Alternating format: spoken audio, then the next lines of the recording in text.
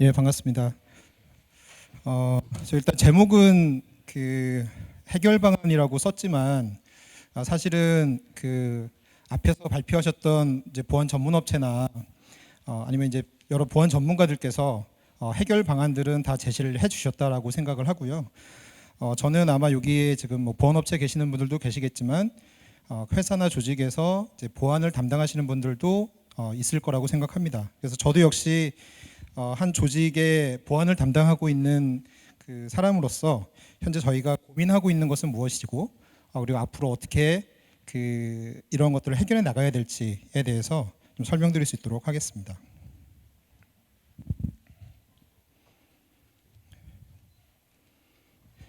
네, 일단 순서는 좀 약간 너무 전형적인 순서이긴 한데요.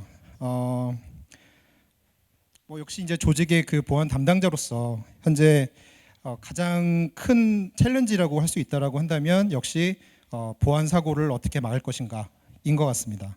그래서 이런 그 보안 담당자로서 이런 보안 사고를 대하는 입장이 어떤 것인지 또 그런 것들을 방지하기 위해서 고민하고 있는 어려움이 어떤 것들인지 한번 좀 말씀을 드리도록 하겠고요.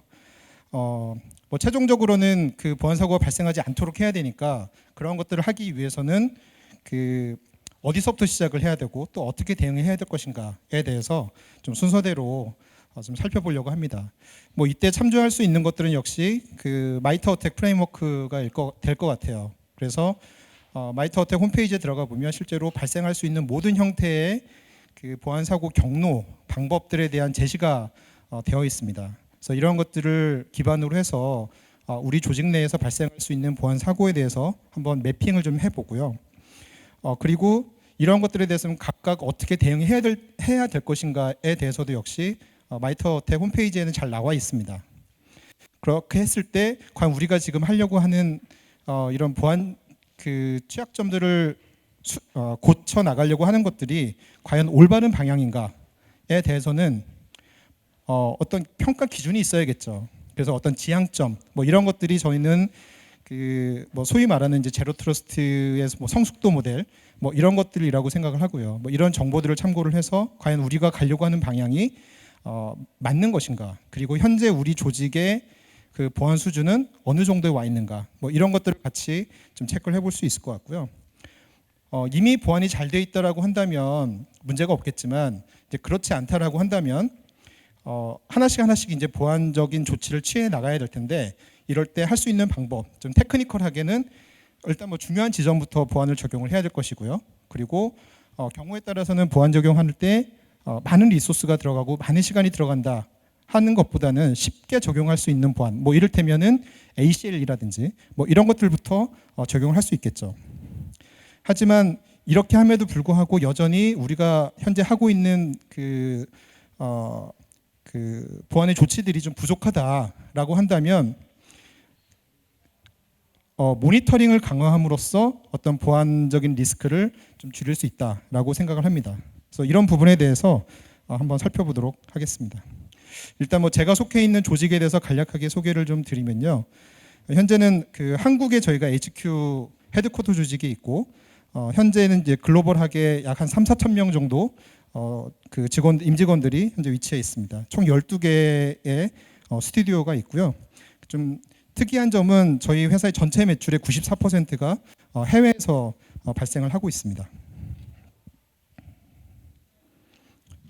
자, 그러면 이제 보안 담당자 입장으로서 어떤 고민, 뭐 한마디로 말씀을 드린다면 보안에 많은 투자를 하고 있는데 왜 보안 사고는 끊임없이 발생하고 있는가? 그리고 발생하는 것뿐만이 아니라 왜 증가하고 있는가? 이런 부분들이 많이 좀 고민이 되는 것 같아요. 그래서 오른쪽에 있는 뭐 그래프를 보면 좀 시간이 지난 거긴 하지만 뭐 현재도 유효한 거라고 생각을 하고요. 매년 해가 갈수록 보안 사고는 증가하고 있습니다. 그렇게 했을 때 그럼 왜 이런 보안 사고가 계속적으로 발생하고 있을까를 생각을 한다면 우리가 흔히 이제 뭐 창과 방패의 싸움이라고 얘기를 하는데 우리는 이제 방어하는 입장으로서 우리 이제 방패를 들고 공격자의 공격을 방어를 하는데 이를테면은 우리는 상대방이 목검을 가지고 공격한다고 생각해서 나무로 된 방패를 가지고 대응을 하고 있는데 혹시 공격자가 뭐 강철이라든지 뭐 주철이라든지 이렇게 무기를 바꿔서 공격을 하고 있는 것은 아닌가? 그렇게 된다면 아무리 우리가 방어를 하려고 한다 하더라도 결국은 뚫릴 수밖에 없는 거겠죠. 그래서 이런 관점에서 한번 그 현재 문제점을 한번 체크를 좀 해보도록 하겠습니다. 일단 첫 번째는 클라우드 플랫폼으로의 급격한 변화.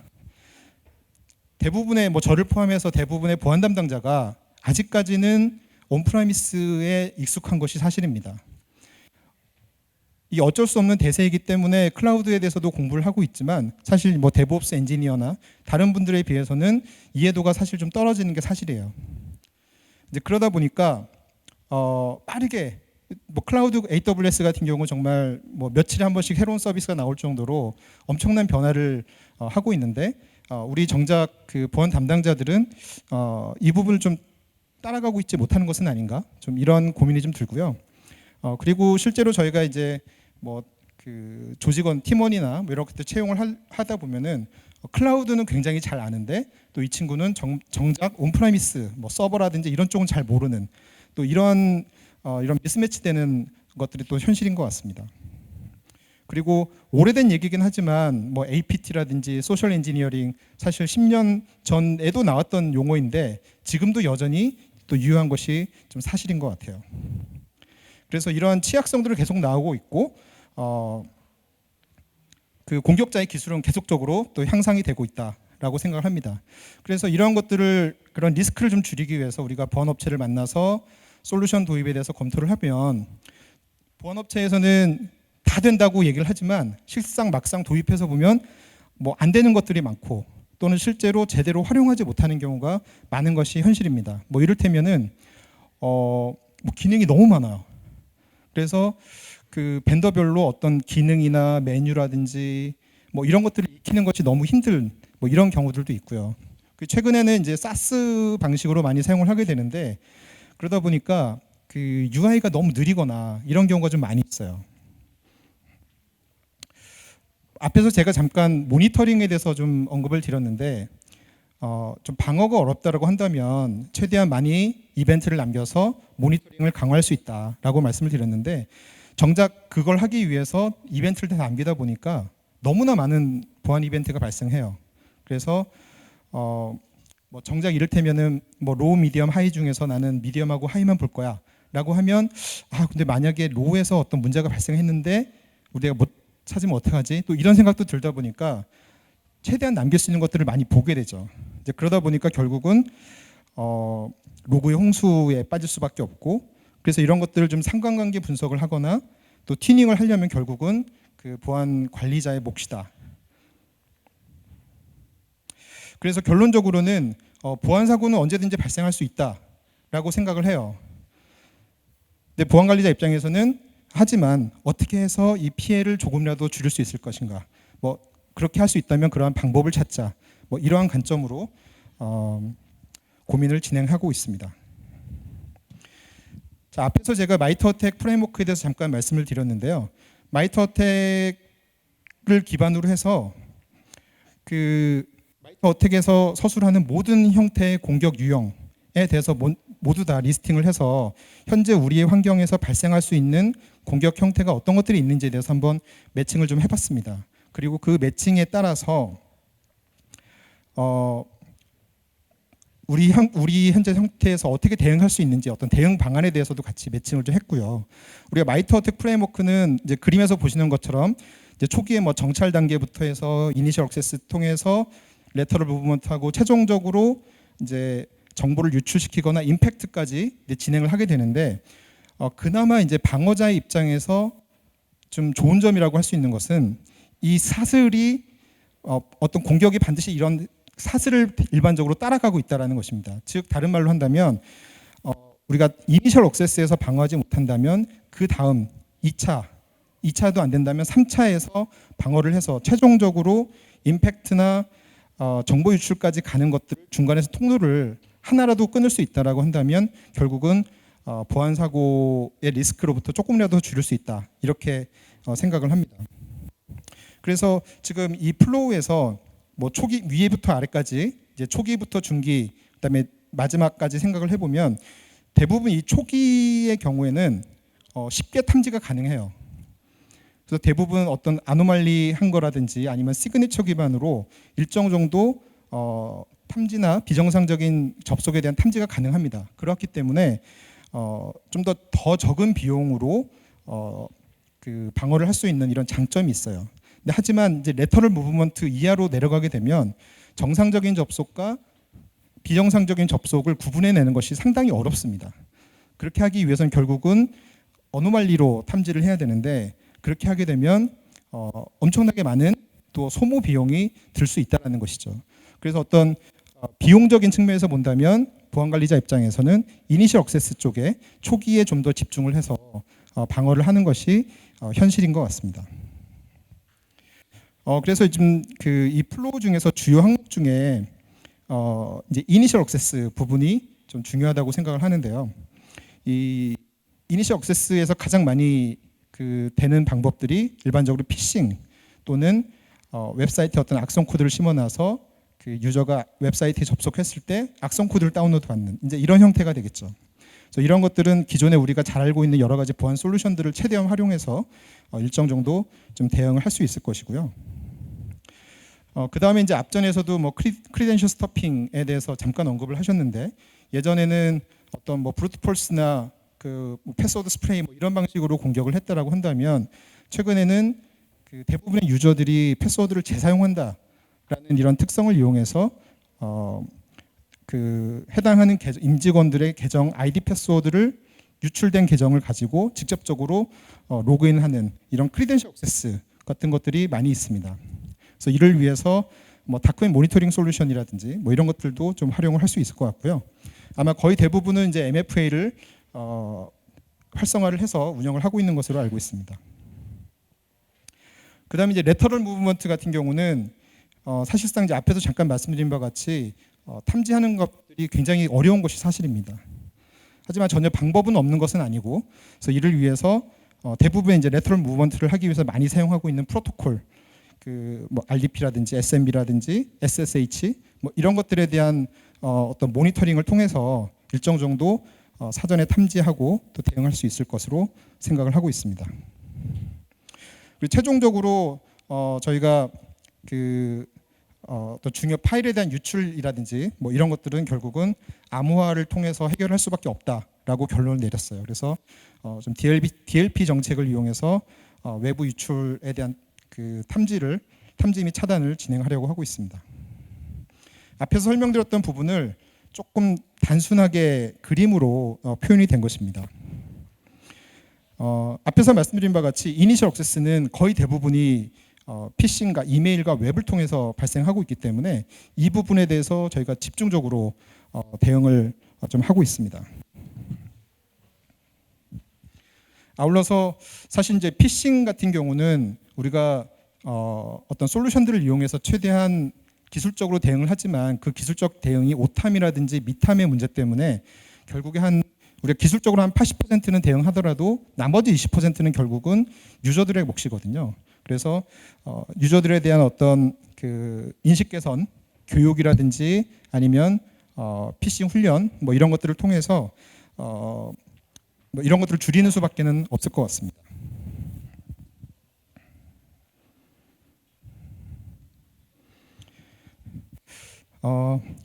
레터럴 무브먼트라는 용어가 많이 나오는데 제가 계속 고민을 해봤어요. 그래서 레터럴 무브먼트는 쉽게 얘기한다면 이 그림에서 이제 뭐 비비안이라는 친구가 현재 이 노트북의 주인인데 오너인데 당연히 정상적인 상황에서는 이제 비비안이 로그인을 해야겠죠. 그런데 갑자기 닉이라는 친구가 이 노트북에 로그인을 했다. 이런 경우가 이제 레터럴 무브먼트의 한 이그젬플이 될 수 있도록 하겠습니다. 그래서 그 MS의 경우에는 오른쪽에 보시는 것처럼 어떤 나름의 레터럴 무브먼트라고 판단하는 룰이 있더라고요. 그래서 이런 룰들을 기반으로 해서 어떤 레터럴 무브먼트를 그 탐지할 수 있을 거다라고 생각이 되고요. 아울러서 이제 뭐 제 지인이 좀 힌트를 줘서 이 부분도 정말 맞겠다라고 생각이 돼서 지금 제가 언급을 좀 했는데, 앞에서 말씀드린 바와 같이 실제로 레터럴 무브먼트가 발생하려면 대부분 내부 네트워크에서 스캐닝이 항상 발생한다라고 합니다.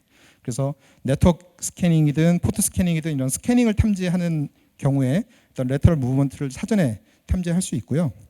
그렇기 때문에 당연히 어떤 잦은 인증 실패가 발생을 합니다. 정상적인 상황에서는 그런 인증 실패가 발생할 일이 거의 없겠죠. 그리고 만약에 어떤 내부에 웹사이트가 있다라고 한다면 뭐 40X라든지 50X가 좀 발생하는 이런 케이스들도 어떤 레터럴 무브먼트의 한 징후라고 합니다. 자, 그러면 이런 마이터 어택 프레임워크에 의해서 우리가 어떤 공격의 리스크가 있고 어떻게 대응해야 될지에 대해서 대략의 어떤 감을 잡았다라고 한다면, 현재 우리 조직의 그 보안 스코어는 어느 정도 될 것인가? 물론 여러분의 보안 솔루션을 이용을 하시면 XDR이라든지 뭐 이런 것들을 이용하시면은 현재 그 시큐어 스코어라고 해서 어떤 보안 스코어가 전반적으로 나와 있긴 하더라고요. 그래서 혹시 이제 그런 것들이 없다라고 한다면 이 제로 트러스트의 성숙도 모델에 한번 넣어서 체크를 해볼 수 있을 것 같아요. 그래서 아마 그 제로 트러스트의 성숙도 모델은 이제 이 표에서는 크게 세 가지 단계로 뭐 트레디셔널부터 옵티멀까지 단계가 남아 있고, 이 5가지의 케이스, 즉 아이덴티티, 디바이스, 네트워크 등등 이런 것들을 통해서 현재 여러분이 속해 있는 조직이 어떤 성숙도 모델에 속하는가를 한번 체크를 해보시면 될 것 같아요. 그래서 일반적으로는 뭐 경우에 따라서 좀 다르긴 하고, 뭐 이를테면 뭐 아이덴티티는 어드밴스드지만 뭐 디바이스는 트레디셔널이고 등등이겠죠. 그래서 아마 거의 대부분이 이제 트레디셔널과 어드밴스드 사이에 있을 거라고 생각을 해요. 그래서 현재의 시점에서의 어떤 성숙도 모델과 체크를 해봐서 우리는 그 다음 단계까지는 어디까지 가야겠다. 뭐 이런 목표를 이 제로 트러스트의 성숙도 모델을 기반으로 해서 만들 수 있을 것 같아요. 이 제로 트러스트에서 제가 이제 개인적으로 되게 좋아하는 말은 이제 2가지가 있어요. 언제 어디서나 동일한 보안 수준을 유지해야 된다. 즉 오피스와 재택근무 또는 출장을 했을 때 동일한 통제를 받아야 되고 동일한 보안 정책이 적용돼야 된다라는 부분 하고요. 2번째는 우리가 어떤 디자인을 할 때 내부의 한 리소스가 이미 해킹되었다, 침해되었다라는 것을 가정하에 디자인해야 된다. 이 2가지를 저는 이제 개인적으로 굉장히 좋아하고 이에 따라서 계속적으로 좀 고민을 하려고 하고 있습니다.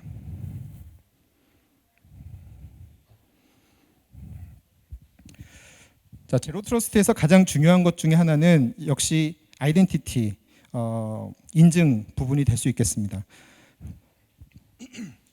대부분의 이제 많은 업체들이 그 사스나 클라우드를 많이 사용하고 있기 때문에 이런 인증이 거의 대부분 퍼블릭하게 오픈이 되어 있습니다. 그렇기 때문에 엄청나게 많은 그 외부에서 어떤 말리셔스한 억세스 시도가 좀 발생을 하고 있고요.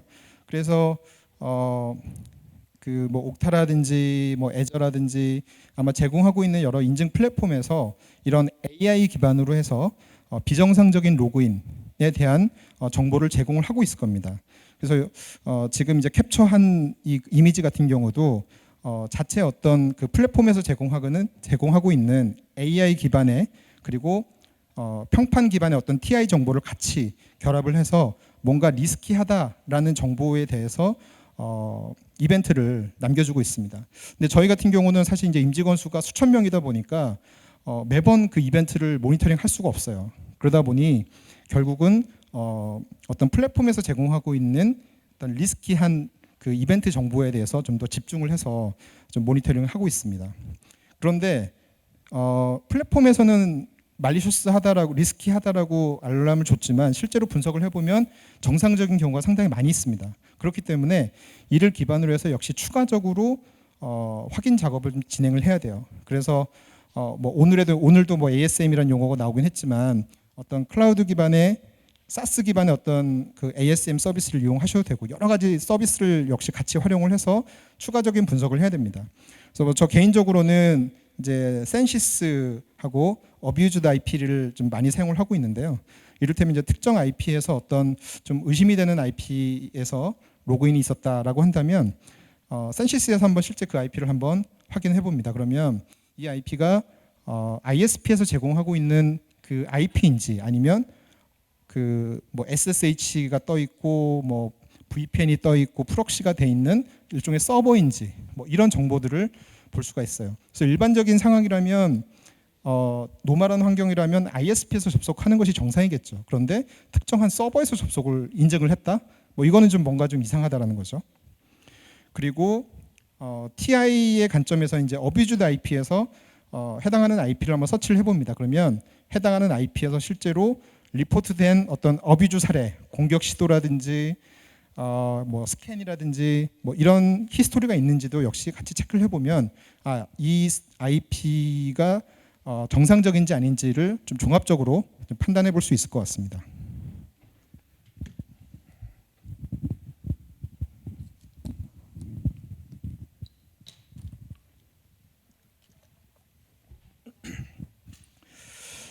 이외에도 이제 저희 내부적으로 여러 가지 정황을 함께 그 보면서 같이 판단을 해야 되는 케이스들이 있어요. 이를테면 뭐 VPN을 사용해서 접속하는 경우도 있고 또는 출장도 잦기 때문에 출장한 곳에서 접속한 것인지 뭐 이런 것들도 판단을 해야 됩니다. 이제 그러다 보니까 로그인 이벤트가 발생하면 뭐 국가 정보나 디바이스 정보에 대해서도 확인을 하고 이를테면 이제 디바이스 정보 같은 경우는 이전에 접속한 히스토리를 봐서 디바이스 아이디가 동일한 곳에서 접속을 했는지 뭐 이런 것들을 좀 종합적으로 판단을 해서 이게 리스키한 것인지 아니면 정상인지 오탐인지 등등을 좀 확인을 하고요. 특히 이제 저희가 글로벌에 위치를 해하고 있다 보니까 출장을 많이 가다 보니까 한국 임직원인데 그 뭐 새벽에 접속을 했다라고 하면은 이를테면 뭐 슬랙 같은 경우 보면 현재 그 유저의 타임존 정보가 나오거든요, 자동으로. 그래서 뭐 이런 것들을 이용해서 이 사람이 지금 출장을 가 있느냐 뭐 이런 정보들도 같이 유출을 해서 종합적으로 좀 판단을 할 수 있을 것 같아요. 그리고 그 이제 제가 이제 예로 든 것은 MS의 예인데요. MS 같은 경우는 이제 컨디셔널 액세스, 뭐 우리말로 조건부 액세스라는 아주 유용한 그런 기능이 있습니다. 그래서 이런 것들을 이용해서 굉장히 다양한 조건에서 그 뭐 이를테면은 그 뭐 비정상적인 어떤 그 지역에서 로그인 시도가 있었을 경우에는 무조건 MFA를 띄운다든지 뭐 다양한 어떤 조건에 따라서 그 뭐 인증을 어떻게 할 것인지 아니면 세션 시간을 어떻게 할 것인지 등등등 굉장히 많은 상세한 설정을 할 수가 있어요. 그래서 이런 측면에서 굉장히 좀 잘 활용을 하고 있고요. 현재는 저희가 뭐 어느 정도는 좀 매뉴얼하게 확인하고 조치하는 작업들을 하고 있지만 그 제로 트러스트 성숙도 모델의 이제 마지막 단계가 자동화가 있거든요. 그래서 최종적으로는 좀 자동화를 통해서 이런 로드를 좀 줄여 나가려고 생각하고 있습니다. 자, 또 하나 이제 중요한 부분은 이제 토르 IP인데 사실 이제 토르 같은 경우는 그 실제 어떤 토르 IP를 통해서 공격이 발생하게 되면 기술적으로는 사실 역추적하는 것이 거의 불가능하다고 알고 있습니다. 이제 그러다 보니 실제로 토르를 통해서 공격 시도들이 왕왕 발생하고 있어요. 그래서 이게 뭐 일반적인 임직원들이 토르를 통해서 로그인할 일은 거의 없기 때문에 이를테면 토르에서 접속을 하면 아예 그냥 인증 자체가 안 되도록 뭐 이렇게 차단하는 것들도 설정을 할 수 있습니다. 그래서 실제로 토르 IP를 이렇게 어뷰즈드 IP에서 조회를 해보면 이렇게 해당하는 그 말리셔스 그 스코어가 뭐 100%라고 나오고 엄청나게 많은 그 어뷰즈 리포트가 나온 것을 알 수가 있습니다. 또 하나는 임직원들의 계정 유출이 되는 경우도 있어요. 어떠한 경우로 앞에서도 뭐 인포스틸러 로그라든지 뭐 여러 가지 방식을 통해서 임직원들의 계정 정보가 아예 유출되는 경우도 있습니다. 그럴 때는 패스워드 인증 실패가 아니라 그냥 바로 성공을 하게 되겠죠. 그래서 최근에 이런 공격 시도들도 좀 많이 모니터링이 되고 있고요. 대부분의 그 유출 경로는 어떤 스틸러 로그, 그러니까 즉 PC가 악성 코드에 감염이 돼서 PC의 브라우저에 저장되어 있는 URL, ID, 패스워드 정보를 그대로 다 긁어가서 뭐 다크웹에 올린다든지 텔레그램에서 공유를 한다든지 이런 식으로 되는 경우가 좀 많이 있고요. 또는 앞에서 말씀드렸듯이 거의 대부분 그 패스워드를 재사용하고 있기 때문에 어떤 보안이 취약한 웹사이트의 데이터베이스를 해킹해서 뭐 그 정보를 이용해서 로그인 시도를 하는 경우도 있을 거고, 또는 피싱에 자기의 크리덴셜 정보를 입력해서 획득한 정보를 이용하는 경우도 있겠죠. 그래서 몇 가지 좀 참고할 수 있는 사이트는 이제 뭐 브리치 포럼 같은 경우는 굉장히 기사에도 많이 나오고 그래서 유명한 사이트인데, 이 사이트 같은 경우는 그 접속을 하려면 이제 토를 이용해서 접속을 해야 되거든요. 접속을 해서 실제로 뭐 코리아 이런 걸로 검색을 해보면 한국과 관련된 유출된 정보들이 그대로 다 다운로드를 받을 수가 있습니다. 그래서 뭐 한국뿐만 아니라 여러분이 어떤 특정 조직에 있다면 그 조직으로 서치해서 혹시 유출된 정보가 없는지 뭐 이런 것들도 같이 보실 수가 있을 것 같고요. 또는 바이러스 토탈 같은 경우는 그 상용 API를 사용해서 보시는 바와 같이 어떤 특정 도메인만 입력하면 도메인 그 스틸러 로그를 통해서 획득한 도메인과 아이디 패스워드 정보가 이렇게 평문으로 쭉 유출이 됩니다.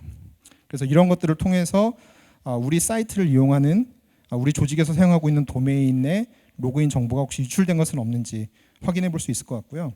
그리고 최근에 이제 그 오신트릭닷컴이라는 사이트가 있는데 이 사이트 같은 경우는 그 실제로 로그인을 해서 해당하는 이메일 주소 또는 유저네임을 입력하면 그 해당하는 유저가 지금 다크웹에 유출된 정보가 무엇인지 아이디 패스워드 정보까지 다 알려줍니다. 그래서 요 지금 캡처한 화면은 제가 개인적으로 사용하는 지메일 계정을 한번 조회를 좀 해본 건데, 그래서 제가 회원가입했던 몇몇 사이트가 해킹이 돼서 아이디 패스워드 정보가 그대로 유출이 됐던 뭐 이런 것들도 직접 보실 수가 있습니다. 뭐 조직의 경우에는 이런 그 프리 서비스 말고 앞에 뭐 스파이 클라우드라든지 레코드 퓨처 같은 어떤 상용 서비스도 활용을 하시면은 유출된 정보에 대해서 좀 더 빠르게 대응을 하실 수 있을 것 같아요. 뭐 제가 짧은 그 제 경험상으로는 앞에 이제 오신트릭 같은 경우가 상용에 비해서 한 절반 정도 퍼포먼스는 보여주는 것 같습니다. 그래서 이 정도는 그래도 괜찮다라고 생각이 돼서 혹시 여러분들의 그 조직에서 한번 활용을 하셔도 괜찮을 것 같습니다. 자, 인증과 관련해서 이제 마지막으로 생각해 볼 수 있는 것은 MFA이죠.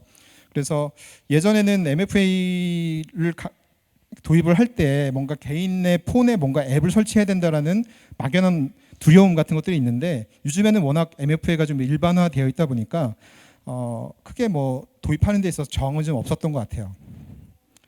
근데 다만 이제 저희도 그래서 그 MFA를 전격적으로 도입을 하고, 하지만 그 MFA 방식도 여러 가지가 있잖아요. 그런데 일반적으로 많이 사용하고 있는 이제 6자리 입력하는 방식은 좀 몇 가지 문제가 좀 있습니다. 이를테면은 뭐 QR 코드를 복사해가지고 재사용할 수 있는 문제라든지, 아니면은 뭐 원패스워드 같은 앱을 이용한다면 OTP 코드도 자동으로 입력을 하게 된다든지, 뭐 이런 좀 악용될 수 있는 사례가 있어서 이제 오른쪽과 같이 이제 그 푸시가 떠가지고 푸시를 누르든지 뭐 푸시 뜬 다음에 숫자 2자리 입력한다든지 좀 이런 진정한 MFA 방식으로 좀 바꿔 나가려고 생각하고 있고요. 이렇게 했을 때 어떤 자동 입력을 방지하고 또 추가적으로 바이오 인증까지 할 수 있는 좀 더 확실한 방법이라고 생각하고 있습니다.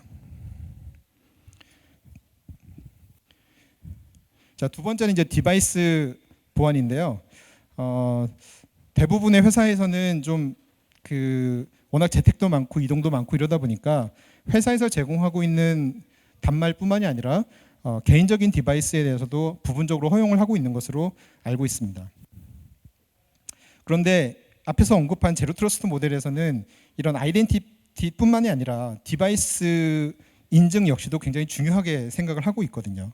그래서 흔히 이제 우리가 말하는 디바이스의 컴플라이언스 상태 체크, 이를테면 뭐 보안 패치가 잘 되어 있는지, 안티바이러스나 EDR이 운영되고 있는지, 파이어월이 현재 활성화되어 있는지 등등등 체크를 해서 일정 정도 수준이 있을 때 뭐 우리 회사의 리소스에 접근할 수 있도록 한다든지 뭐 이런 이제 정책을 좀 하고 있는데요. 이런 컴플라이언스 체크뿐만이 아니라 이 디바이스, 접속하는 디바이스 자체가 우리 임직원의 디바이스인지 여부에 대해서 체크를 하는 이런 기능들을 추가한다면 일종의 어떤 추가적인 MFA 효과가 있다라고 좀 생각을 해요. 근데 물론 이제 이런 것들을 그 개인의 디바이스를 사용 금지하게 하려면 뭐 어떤 충분한 버짓이라든지 뭐 이런 것들은 사전에 좀 확인을 해보셔야 될 것 같습니다. 그래서 개인적인 경험으로 이런 개인 단말이 그 보안에 취약한 이유가 몇 가지가 좀 있더라고요. 첫 번째는 그 조사를 좀 하다 보니까 거의 대부분 그 개인 단말에는 뭐 토렌트라든지 이런 각종 취약한 소프트웨어가 설치되어 있는 케이스들이 많이 있었습니다. 그럼 결국은 그만큼 더 많이 위험에 노출이 되어 있을 수밖에 없는 것이고요. 또 회사 입장에서는 어떤 보안 정책을 강제화할 수 없는 문제가 있어요. 이게 개인 소유의 디바이스다 보니 어떤 보안 정책을 푸시를 할 수 없는 이런 문제가 있고, 또 가장 또 중요한 게 마음가짐이더라고요. 대부분의 그 임직원들이 회사에서 지급된 디바이스로는 좀 뭔가 조심해야겠다. 또 반대로 개인 디바이스는 조금 더 자유롭게 마음대로 뭐 소프트웨어 같은 것들도 자유롭게 다운로드 받을 수 있고 좀 이런 마음가짐이 있는 것 같습니다. 그래서 이런 것들 때문에 좀 개인 단말이 근본적으로 보안에 취약할 수밖에 없지 않나 좀 이렇게 생각을 하고요. 또 하나 이제 고민이 되는 것은 모바일 단말이에요. 우리가 모바일 통해서 아웃룩이라든지 메신저라든지 이런 것들을 굉장히 활발하게 사용하고 있는데 이것도 역시 회사의 리소스에 접근이 가능하잖아요. 그런데 이 모바일 단말에 대해서는 어떻게 관리를 해야 될 것인가 또 좀 고민이 좀 많은 것이 사실입니다. 그래서 만약에 이제 회사의 단말이라면 그 뭐 인티움과 같은 MDM 솔루션을 이용할 수 있겠죠. 그래서 이런 솔루션들은 OS 또는 기기 수준에서 어떤 통제가 가능하고요. 근데 하지만 이제 개인 단말인 경우에는 이런 것들을 했을 경우에 이제 개인의 저항들이 좀 많이 있기 때문에 MAM 즉 어플리케이션 레벨에서 그 통제를 할 수 있는 또 이런 기능들이 있습니다. 그래서 이를테면 뭐 아웃룩을 사용하게 되면 회사 계정에 대해서는 뭐 읽기만 하고 파일 다운로드는 못하게 한다든지 뭐 이런 방식으로 좀 효율적으로 그 제어를 할 수 있을 것 같아요. 앞에서 제가 피싱을 굉장히 강조드렸는데 저도 개인적으로는 굉장히 이쪽을 상당히 많이 관심을 갖고 모니터링을 좀 하고 있습니다.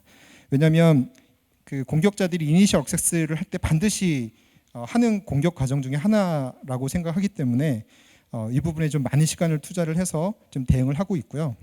그래서 앞에서 잠깐 말씀드린 것처럼 한 80% 정도는 좀 어떤 솔루션이나 여러 가지 기술을 이용해서 기술적으로 차단하고 나머지 20%는 그 피싱 훈련이라든지 캠페인이라든지 이런 교육을 통해서 줄여 나가려고 하고 있습니다. 뭐 참고적으로 이제 피싱 메일들을 계속적으로 분석을 하다 보니까 최근에는 그 SPF를 굉장히 잘 따르는 추세인 것 같아요. 그래서 유저들한테 일단은 프롬에 있는 주소만 좀 잘 봐도 물론 기술적으로는 충분히 위조될 수 있지만 최근에 SPF로 다 차단이 되고 하는 추세이기 때문에 프롬만 잘 봐도 일정 정도는 그 스팸에 좀 안심할 수 있다. 네, 이렇게 좀 얘기를 할 수 있을 것 같고요. 좀 애매한 이메일들은 역시 SaaS로 제공되고 있는 여러 가지 그 분석 소프트웨어가 많이 있어요. 뭐 이런 서비스를 이용해서 굳이 내가 헤더를 닦아가지고 분석할 필요 없이 뭐 그 EML만 그냥 업로드를 하면 자동으로 분석해주는 뭐 이런 사이트들도 최대한 활용할 수 있을 것 같습니다. 자, 그 다음에는 그 이니셜 액세스 제가 두 가지 말씀드렸잖아요. 이 피싱하고 웹사이트 접속하는 것들. 그래서 우리 임직원들이 이제 리스키 웹사이트를 접속하는 것들을 어떻게 제한할 것인가. 뭐 이런 것들을 일반적으로 뭐 URL 필터링이라고도 얘기를 하는데 결론적으로는 사실은 이 정확도가 좀 높진 않습니다. 정확도가 워낙 낮고 오탐이나 이런 것들이 좀 많다 보니까 그냥 참고용으로만 사용하고 있고 이를 적극적으로 활용하고 있지는 않아요. 물론 이제 관공서들은 굉장히 적극적으로 활용하고 있다고는 알고 있습니다만 일반 민간에서는 사실상은 좀 강제하기는 어려운 게 사실인 것 같고요. 그래서 위치별로 이런 것들을 적용할 수 있는데 뭐 사내라고 한다면 뭐 시큐어 게이트웨이나 엔지 파이어월을 이용해서 어떤 특정 카테고리에 속하는 리스키한 웹사이트에 대한 접속을 차단하거나 뭐 이렇게 할 수 있겠죠. 만약에 외부에 있다면 VPN이나 뭐 세시 같은 툴을 이용할 수 있겠고요. 그 MS 같은 경우는 그 네트워크 프로텍션과 웹 프로텍션이라는 기능이 있다고 합니다. 그래서 이런 것들은 OS에 자체적으로 내장이 되어 있는 그 기능이기 때문에 뭐 위치에 관계없이 어떤 그 비정상적인 트래픽에 대한 탐지 차단할 수 있는 그런 유용한 기능이 있습니다. 그래서 크게 이제 그 네트워크 프로텍션과 웹 프로텍션 두 가지 기능이 있는데 두 가지의 작동 방식이 약간 좀 차이가 있고 차단하는 영역도 약간 차이가 있습니다. 그래서 이런 부분들을 잘 활용을 하면 좀 위치와 관계없이 비정상적인 트래픽을 차단하는 데 좀 도움이 될 수 있을 것 같고요. 그래서 어떤 저희가 그 각 벤더에서 제공하고 있는 그 URL 필터링 카테고리 그 웹사이트가 있거든요. 그래서 이런 것들을 실제 발생을 하면 복수의 어떤 이런 그 사이트에서 한번 검색을 다 해봅니다. 그래서 이게 어떤 C2로 사용된 이력이 있는지 또는 피싱으로 탐지되고 있는지 뭐 이런 것들을 같이 탐지를 하고 있습니다. 그 ASM 역시 굉장히 많은 부분이 있는데 저는 이제 자산 관리의 한 영역이라고 생각을 하거든요. 그래서 제 나름의 경험으로는 많은 보안 사고를 겪어봤는데 대부분의 보안 사고들이 그 섀도우 IT에서 발생하더라고요. 즉 잘 관리되지 않는 시스템, 모니터링도 안 되고 보안 패치도 안 되고 관리자가 존재 자체도 잘 모르는 이런 경우가 좀 많이 있습니다. 그래서 이런 것들을 찾아주는 데 있어서는 굉장히 좀 도움이 많이 되는 것 같고요. 자, 오른쪽에 일반적으로 이제 뭐 공격자들이 많이 사용하는 그 이런 그 ASM 툴이 많이 있는데요. 이런 것들을 좀 참고를 해서 우리 조직에서 내가 모르고 있었던 이런 다양한 정보들을 서치하는데 또 굉장히 도움이 좀 될 것 같습니다. 그래서 또 왼쪽의 이미지 같은 경우는 이제 그랩앱이라는 사이트인데 얘 같은 경우는 어떤 특정 그 단어를 넣었을 때 스트링을 넣었을 때 그 코드 상에서 그 스트링을 포함하고 있는 뭐 이런 정보들도 보여줍니다. 그래서 아마 여러분의 그 조직에서 사용하고 있는 도메인이라든지 이런 정보를 입력하면 굉장히 재미있는 정보들이 많이 있을 것 같아요. 그리고 그 ASM이 결국은 단순하게 어떤 어플리케이션이 뜨고 있는지 이런 정보들도 주지만 물론 추가적으로 어떤 취약성에 대한 정보도 제공을 합니다. 하지만 결국은 이제 외부에 노출되어 있는 퍼블릭 IP에 대한 정보만 주겠죠. 그리고 아무래도 취약성 전문 시스템에 비해서는 그 제공하고 있는 깊이는 좀 아무래도 차이가 있을 겁니다. 그래서 그 보안 관리자라고 한다면 우리 조직에 속해 있는 자산에 대한 취약점 진단은 반드시 좀 해야 된다고 생각을 하고요. 이거는 앞에서 말씀드린 것처럼 어떤 섀도우 IT를 찾는데도 굉장히 큰 좀 도움이 되고 있습니다. 그래서 뭐 가장 대표적으로 사용하는 이제 오픈 소스 프로그램이 이제 오픈바스 또는 뭐 GVM이라고 얘기를 하는데 이런 것들을 활용하시거나 아니면은 조금 이제 버짓이 좀 있다라고 하신다면 뭐 네서스 같은 뭐 이런 툴들을 활용을 해서 우리가 속해 있는 그 자산들에 대해서 정기적으로 취약점 점검을 하게 되면 굉장히 유용한 정보들을 많이 찾을 수가 있습니다. 그래서 이를테면은 뭐 EOL이 되거나 미패치된 소프트웨어에 대한 정보뿐만이 아니라 뭐 인증이 없는 내부에 있다 보니까 이제 개발자들이 그냥 편의를 위해서 인증 없이 사용하고 있는 뭐 레디스라든지 일렉스티서치라든지 이런 데이터베이스들도 있을 거고요. 그리고 또 가장 중요한 것은 제대로 관리되고 있지 않아서 방치되고 있는 또 자산을 발견하는 데 있어서 굉장히 도움이 많이 되고 있습니다. 자, 이제 클라우드 인프라와 서버 보안 이제만 남아 있는데요. 클라우드는 뭐 다른 조직들도 마찬가지겠지만 클라우드가 굉장히 잘 운영이 되고 있는 조직들도 물론 있겠지만 거의 대부분은 아마 좀 어려움이 있지 않을까라고 생각을 해요. 왜냐하면 그 대부분의 그 조직들이 사실 보안 관리자들이 어떤 보안 점검을 하기 전에 데브옵스 엔지니어들이 먼저 클라우드를 적극적으로 활용을 했기 때문에 어떤 그런 보안 통제 없이 서비스가 런치되고 운영 중이었다가 뭐 수개월 후 또는 수년 후에 보안 담당자들이 보안 점검을 시작하는 뭐 이런 케이스들이 많이 있기 때문입니다. 그래서 또는 뭐 어쨌든 자산이 우리 클라우드에 올라가 있으니까 ISMS 인증은 어쨌든 받아야 되니까 또 어떤 뭐 CSPM 솔루션을 이용해서 체크를 한다든지 뭐 등등등. 또 여전히 좀 한계가 있는 게 사실이라고 생각을 하고요.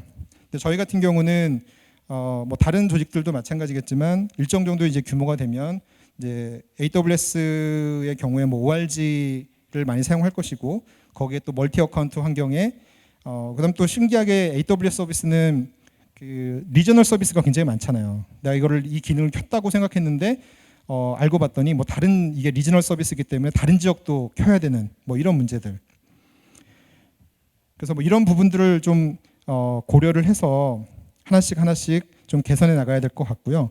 좀 가장 쉽게 시작할 수 있는 부분이 체크리스트 기반으로 해서 그 제공되고 있는 어떤 ISMS의 모듈이라든지 뭐 이런 것들이 많이 개발돼 있거든요. 그래서 뭐 오픈 소스 중에서 이제 프라울러가 가장 유명하고 이런 프라울러를 이용해서 그 ISMS 모듈을 추가를 해서 그 어떤 체크리스트 기반으로 우리 인프라의 어떤 전반적인 보안 수준을 체크를 해보실 수 있을 것 같고요.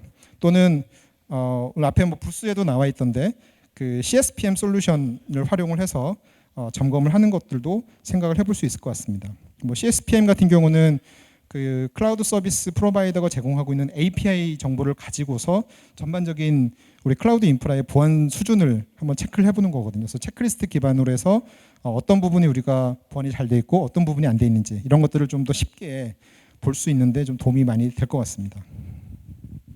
그리고 여러분 조직에서 이제 클라우드를 운영하고 있다라고 한다면 그 역시 이제 인증 역시도 굉장히 중요하기 때문에 SSO 연동도 굉장히 중요하다고 생각을 하고요. 기타 그 CSP에서 제공하고 있는 여러 가지 보안 기능들이 유용한 기능들이 많이 있어요. 그래서 시큐리티 허브나 컴피그, 디텍티브, 메시, 트러스트 어드바이저 뭐 이런 것들을 최대한 활용을 해서 우리 클라우드 인프라의 어떤 그 보안의 문제점 뭐 이런 것들 찾는데 굉장히 도움이 많이 될 것이고요. 제가 그 개인적으로 굉장히 제일 좋아하는 서비스는 이제 가드듀티라는 서비스인데요. 이제 가드듀티는 일종의 AWS 환경에서의 그 IDS라고 생각을 하시면 됩니다. 그래서 AI 기반으로 해서 어떤 계정 침해라든지 어떤 실시간 이상 행위들을 탐지해주기 때문에 그리고 오탐이 거의 없어요. 그래서 굉장히 유용하다라고 생각을 합니다. 그래서 좀 그 시버리티 레벨이 하이나 미디엄 이상인 경우에는 저희가 뭐 슬랙이나 이메일로 이렇게 알람을 받는 것도 좋을 것 같고요. 다만 그 AWS 자체적으로 제공하고 있는 그 네이티브 UI는 조금 불편함이 있어서 뭐 다른 서드 파티 툴을 이용하시면 좀 효율적으로 활용하실 수가 있을 것 같아요. 그다음에 이제 서버와 관련해서는 여러분 이제 많은 서버를 운영하고 있다면 이런 서버들을 좀 통합 관리할 수 있는 환경 구축이 필요하다고 생각합니다. 이때 좀 그 제가 개인적으로 좋아하는 것은 이제 와저 또는 와주라고도 하는데 대표적인 호스트 기반의 오픈 소스 IDS, IPS입니다. 그래서 물론 이제 그 서버에 에이전트를 설치해야 된다라는 좀 부담은 있긴 한데 굉장히 유용한 솔루션이고 다만 이제 또 에이전트를 설치하게 되면 뭐 서비스에 대한 영향도 얘가 뭐 CPU나 부하를 많이 먹지 않을까 이런 것들도 있지만 충분히 검증이 된 것이고 하기 때문에 매우 안정적이다. 아마 국내에서도 꽤 사용하고 있는 걸로 알고 있어요. 그래서 이런 것들을 활용을 하게 되면 에이전트 설치로 해서 수많은 서버들에 대한 통합 모니터링이 가능하다라고 생각을 하고요. 제 생각에는 뭐 서버 최소한 5대, 10대 이상 운영한다면 뭐 필수적으로 필요하지 않을까 이렇게 생각이 좀 됩니다. 자, 이제 마무리를 하도록 하겠습니다. 그 앞에서도 이제 말씀드렸던 것 중에 그 우리가 좀 해야 될 것들을 좀 하나씩 중요한 것부터 또는 적용이 쉬운 것부터 하나씩 적용을 해 나가지만 결국은 완벽한 보안은 불가능할 것입니다. 그래서 우리가 멀리 어떤 로드맵을 갖고 적용을 하겠지만 그때까지는 그 전까지만 또 공격이 발생할 수 있기 때문에 그 수준까지 우리가 아직 못 간다라고 한다면 모니터링을 강화함으로써 일정 정도 대응을 할 수 있다라고 생각을 해요. 그래서 여러분들께서 판단하시기에 지금 우리가 좀 뭔가 당장 적용함에 있어서 뭔가 어려움이 있다라고 한다면 모니터링을 활성화해서 최대한 비정상적인 행위들을 디텍트하는 것이 전 중요하다라고 생각을 하고요. 제가 여기서 언급은 안 했지만 추가적으로 이제 뭐 서드 파티의 최근에 사스 계정 많이 사용하고 있으니까 사스 계정 관리도 어떻게 할 것인가, 또 외주사 파트너선 어떻게 할 것인가, 마이터 어택에서 찾지 못했던 다른 케이스들, 언노운 대한 리스크는 어떻게 할 것인가, 뭐 이런 것들에 대해서는 이제 지속적으로 같이 고민을 해봐야 될 부분인 것 같고요. 우리가 일반적으로 어떤 판매를 하는 사람이라면 내 매장을 어떤 식으로 디스플레이 할 것인가를 판매자의 마음이 아니라 고객의 눈으로 봐야 되잖아요. 고객의 어떤 동선이라든가 이런 것들. 그래서 마찬가지로 보안의 입장에서도 보안 관리자의 입장이 아니라 공격자의 관점으로 바라보아야 된다라고 생각을 합니다. 그래서 공격자가 공격을 하는 무기를 지속적으로 바꾼다면 우리 방어하는 입장에서도 이에 적합하게 방어를 해야 된다라고 생각을 하고요. 공격자가 만약에 목검에서 강철로 무기를 바꿨다라고 한다면 우리 방패도 그렇게 바꿔야겠죠. 근데 만약에 공격자가 또 총을 쏜다면은 총도 방어할 수 있는 뭐 티타늄 방패를 써야겠죠.